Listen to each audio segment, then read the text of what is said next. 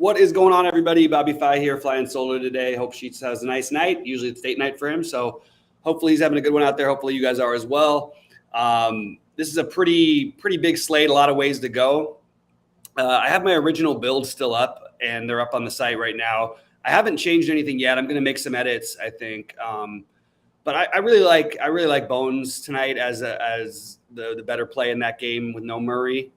But I don't think like you need to do it. And I think that maybe with the ownership, I'm starting to think some other directions. My favorite spends are Tatum, pretty chalky. I really like DeRozan. I think that he's being overlooked a little more than he should. His usage just the other night was just phenomenal. And I'm not saying he's going to put up 64 again, but I feel like at 87, it's reasonable. I actually really like Jimmy too. I think that there is a narrative-driven thing that Jimmy in these situations does tend to play well and has big games a lot. So I actually think those are like the spends, and they're all in the same price range. The other one I'm spending up for is Halliburton. I am going to play some of the chalky Vassell. I am going to play some of the chalky Aldama. I am going to take some shots with Michael Porter Jr. I think that's an interesting route to go in that game. And you never know if you get the late, hey, Jokic, I know he's questionable and he's supposed to play and everything. He's going to play, but like somehow it doesn't happen. Michael Porter Jr. played 35 minutes the other night. I'll take a shot at that again. And even with Jokic plays, obviously 5,400 is reasonable without Murray. And I think there's some more shots there. So I like both he and Bones the best, but I may end up changing my mind a little bit on Bones. I'm sort of debating that one. I like the Malik Beasley narrative. If you want to go a different direction in the similar price range as Bones, I think the 4,200 is a reasonable gamble to take. I don't think it's like a great play, but I think that there is he could shoot himself into like a 25-point real game because they're gonna, even if they're tanking or doing whatever, they're gonna play the hot hand and they're gonna. I mean, they rolled by 21 the other night. I don't know. I just feel like I could see Beasley like having a weirdly big game here. He has the quote which my man Kobe put up in the chat, in the Discord chat about what did he say? It was he's gonna kill every one of them, I don't know, something like that. Kill anyone in front of him. I think he saw the Kobe clip a few too many times, but still, it's pretty funny anyway. You know what? I do like Vooch. Sorry, Rashad. What's up, my man? Good to see you again, buddy. It's good to see all the guys who come back for basketball. What's up, my man Nick too? But Rashad, I do like Vooch as well. I just forgot to mention him, and that's my bad. It was a tough matchup for him the other night, and he still is cheap enough to where he's still getting there. And obviously, the matchup tonight is significantly better, and I think that Vooch is a really strong play. In addition to DeRozan, I think you pick one of them though. I don't think I'd play both of them. Actually, you know what? I'd be open to playing both of them. I just don't think you need to. I just like some other players in their price range a little better. I think Caruso is a better play on FanDuel where he's 4K and the steals and stuff could the stuff guy, the stocks guy. This could be a one you want to use over there. I do have different plays on FanDuel because of some of the pricing. I'm willing to gamble on Hartenstein. I really think that I know there was foul trouble for Robinson. It does look fluky if you look at that from that perspective. And he wasn't as productive as he usually is. That's the other thing, though, you can look at is maybe there's a bigger upside for him in terms of his production per minute because he can do so many things on the court. So I actually like him on FanDuel paired with Aldama in the front court. I think the safer move is to play Jabari and Aldama, but I like the idea of playing for Hartenstein for the upside with a little bit of a cheaper price tag. I like the idea of playing Jokic over there. I like Mathurin a ton over there at 4,300. I think he's playable on DraftKings at 55 too, by the way. And I really like on FanDuel as my point guards. I really like Ja and Trey as my favorite spend ups there. I got Ja, Trey, and Jokic in my main lineup. Other guys like Scotty Barnes, Anthony Edwards, really strong plays as well. No problem, Remo. Happy to do this. How do we approach the Magic Hawks game? So let's talk about that a little bit. I love questions that are about games that are actually, fantasy-wise could be very significant. So the problem I have with the Hawks on DraftKings is just simply the price. The only one who you sort of can get to who's going to be pretty popular is Collins. The 97 for Trey, sure, he could get there to 96 for DeJounte. I prefer playing Trey, even though I understand it suits his game better to play at 97 to play on DraftKings. The 87 on FanDuel, I think, is where you want to play Trey. So on FanDuel is more where I'd have interest in this game. I do like Collins. I just honestly am not getting to him that much, but I do like him. I think he's a fine play. And I feel like if assuming that Cole Anthony plays, just has me a little bit off of the Magic. But I certainly have no issue with anyone. I just don't really feel excited about playing any of them, particularly.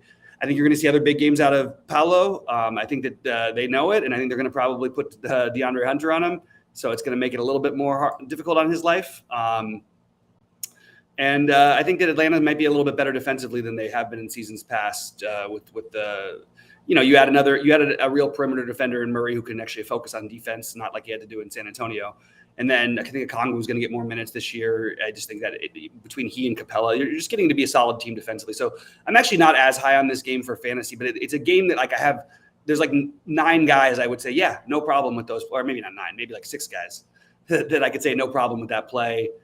Collins, Trey, DeJounte, I have no problem. I'm just not going to do it. DeJounte would be the last one, obviously, of them, but Franz, Wendell Carter Jr., no problem. Just not personally going to attack that game myself, except for Trey on FanDuel. Do I like Cunningham or Halliburton as last piece on FanDuel? That's an excellent question.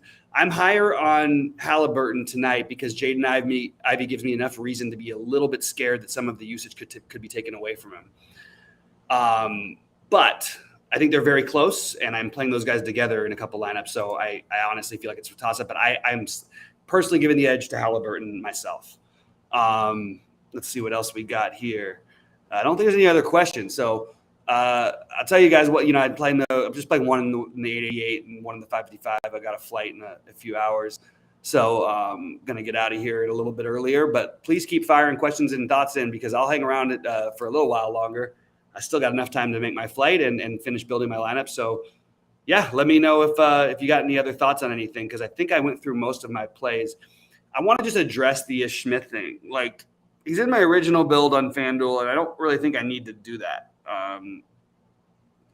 It feels kind of dirty. I wanted to play him on FanDuel. I thought he'd initially be popular on DK, but I really think if you're playing him, you should probably play him on DK. So I'll probably leave him in one little FanDuel lineup or something, but I don't know. I don't even think on DK he's that good of a play. It's a fluky – it's kind of a weird situation. Jokic is really the point guard anyway. And I mean, Jamal Murray still – you don't know for sure, I don't think we had the official word. I think we just have what we're thinking right now. So it worries me. I am not playing Ben Simmons for what it's worth. I thought about it, and I decided not to. That's pretty much it. I do think he's going to be lower on than he's being projected for. So his projections, his point projections are just too high. I like Sheets' projections better than I do Saber Sims on that one. That was one I struggled with a little bit because I kept needing that price. Actually, at guard, it's not a slate tonight where you have to play double center. I think you could, but I think that there's so many better routes to go. That I think I'm finding myself with a lot of forwards in my utility because, as I mentioned, I like the DeRozan, Tatum, and then I play Butler at like no ownership, and then you get the run back in that game with Boston, and if it's close, Butler's going to want the ball down the stretch, and I just feel like that's a really interesting spot to try and attack a little bit of a narrative, and I think that so is the Malik Beasley thing as my other weird one. I think Booker's a solid play tonight. I do. I'm not getting them. I'm slightly weighing DeRozan a little bit ahead of him, but I think that he's a solid play. It's close between he and DeRozan for me, but I think that I have DeRozan just a little bit higher. But I think Booker is like, and we all know he's got a massive ceiling, but like in general, I feel like he's going to be more in the like 50 range when he gets there here, which is great. But it's not like exactly like you might want a little bit, like I think DeRozan can get to 60 here tonight, even in a tough matchup, just because. I mean, I'm sorry, not in a tough matchup, in a much better matchup than the first night because he's got so much control. But with the way they kind of phase Chris Paul out of the offense, maybe I'm underestimating the Booker play a little bit. Maybe it's a little better than that. Obviously, we love the matchup against Portland. And for what it's worth, they looked for a half like they were going to be like horrible. Then they made an incredible comeback. Nope, no interest in Gobert. I don't even know what Gobert's price is. That's how little I paid attention to him today. Unless I'm missing something with him I understand that it doesn't mean anything his former team. They gave him every chance in the world in Utah until they decided to rebuild. It's not like he should have any any extra umph or anything. And he's 9K. Oh my God. No, I can't do that. The odds of him outscoring all the other 9K-ish players are almost, I feel like, non-existent. I mean, Jason Tatum is 200 cheaper than he is, for crying out loud. Like, I mean, I don't know. Don't have a Pelican play. I don't like any of the Pelicans. I think that every one of them has a ceiling, and every one of them should be considered. And then I decided I didn't want any of them. They cut into each other so much that somebody kind of just has to get hot, and it's really hard to predict who that guy's going to be in this game. It's a good matchup. I think the spread should be higher. I really think that they're significantly better, but they just don't have anybody that makes sense to me. I think McCollum would be probably. Any of them are fine. None of them are guys for me, so I'm just going to leave it at that. Don't have any interest in them. If all of them, I can make a case for, but it's too big a slate. Why would I be playing them? Let's see. Any other questions? I don't think I missed anything else. I don't think I have anything else here. I like Anthony Edwards for what it's worth tonight. I think that he's a really, really good play, and I think that on DraftKings he's not going to get played. On FanDuel he will, but I do like Edwards quite a bit. I mean, he couldn't make a shot the other night, and he still put it up in the 30s. The guy's going to have a lot of games. He's going to have a lot of games in the 60s this year. I think he's actually really interesting on DK. Wow, 78. So you'd be playing him over guys like Halliburton or with guys like Halliburton. I think the ceiling is so there for him. That's really interesting. I like the idea of getting a little more Edwards, I think. Lillard is, sure. Well, for whatever reason you want to do it, you can do it. Bad matchup. Certainly doesn't look like he has the burst that he used to. Probably will shoot better than he did the other night in Sacramento, but certainly looked like a much worse player than De'Aaron Fox in that game. I would, if you do it, I would do it on FanDuel. I wouldn't touch it at 9,500 on DK. I do think he's going to have some really big games this year, but you're playing him over so many other guys that wouldn't you just rather play Ja, another guy? I don't know. I'm not doing that. If you want, I have no problem. You can always make an excuse for everybody, but then, Lillard, Steph, every one of these guys. But overall on these big slates, I do want to try and get the guys who I expect to score the most points in the high range per dollar to some extent. And I found myself not really paying up all the way on DraftKings, although I am paying up for Jokic on FanDuel a little bit. And I actually don't think I think he's just a good play on DraftKings as well. I just wish there was a run back in there if I'm going to spend that much on a player. All right. Pop in some more things, guys. I need to go back and forth. I get tired of hearing my own voice just repeating myself about my plays, but I do think we brought up some, I do think that the guys like Anthony Edwards and Butler, obviously the priorities being Tatum and DeRozan or Vooch or something like that, but I would say and Halliburton, but those guys are the Edwards instead of one of those guys, or Jimmy Butler. You do that and you're already going to just be different than most lineups. And I think there is some real merit to making that kind of a play on DraftKings. On FanDuel, I think Edwards is going to be more popular, so I don't think I'm saying anything. Let me just double check his ownership right now. Let's see. Actually, wow, yeah, people aren't even going to play him over there. I think Edwards and Jimmy Butler are my favorite spend up, get off the boardy kind of guys. There's plenty of other guys you can make arguments for, but I would rather do it for the guys that are a little bit cheaper. You could make the argument for Durant on FanDuel for sure. I think that's fine. I just personally am not doing. I just don't want to do it. I want to spend it. I want to focus on my guys only, and not really get too crazy. The one guy who maybe you should though, put in that same category is Ja. I do think without Brooks, if that game stays reasonably, he can do whatever he wants, and they run him everything through him. Even when they run ISOs for Bane, it's always like a 2-man, and Bane can just pop right away, which gives him an assist. I don't know. I just feel like he has the ball in his hands so much. It'd be hard for me not to have some interest in him for tournaments. He's the one above 10 K guy, or I guess 9,000 plus player that I like other than Jokic, because I think that he could actually put up a score that's the highest score on the slate. I think that that's very reasonable. but most of the other guys I think could do it as well are a lot in the 8K range. Jalen Green, I have some interest in. Sexton, not with the way they're using him. Maybe it'll change at some point. I don't see why it would be tonight. I don't know. Yeah, he played 20 minutes the other night. I'm not getting a Sexton.